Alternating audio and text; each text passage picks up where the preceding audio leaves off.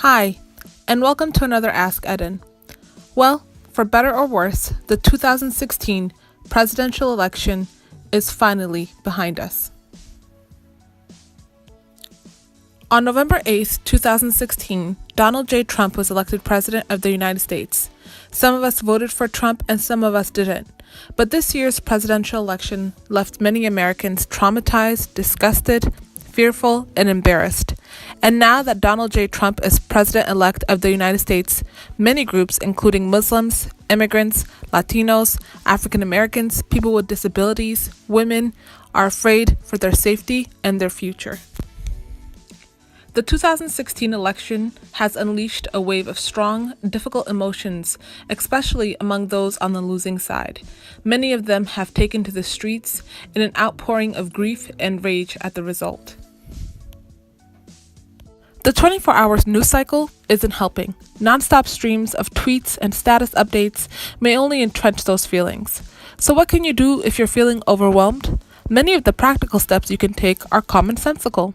Exercise, see friends, be mindful, listen, and finally, when you're ready, turn your feelings into action. Fight or flight is great when what you fear is right in front of your face. The uncertainty of a new presidency, especially when the new president is someone as untested and as unpredictable as Trump, is more vague and distant. If you perceive that uncertainty as a threat, then the stress you're likely to face is more chronic and less easy to resolve. But self-care experts say there are still things you can do. For starters, get out of your head.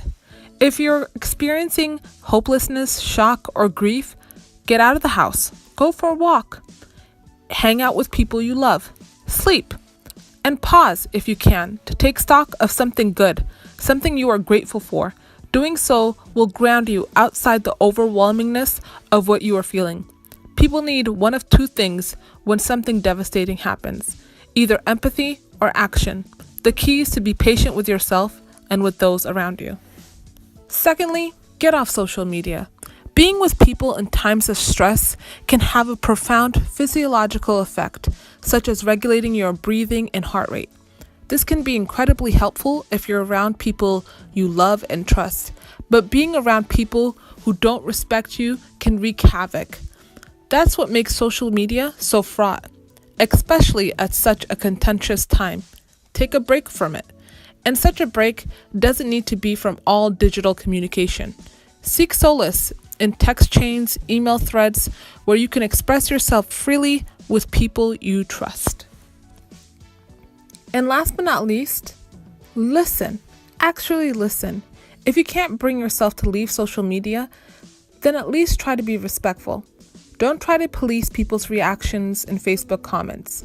You don't have to agree or validate, but listen. Listen, Linda, listen. That's all we have for you today. Just a friendly reminder. It's important to turn your feelings into action. We leave you with the words of Whitley Gilbert. Relax, relate, release. Until next time, that's Ask Eden.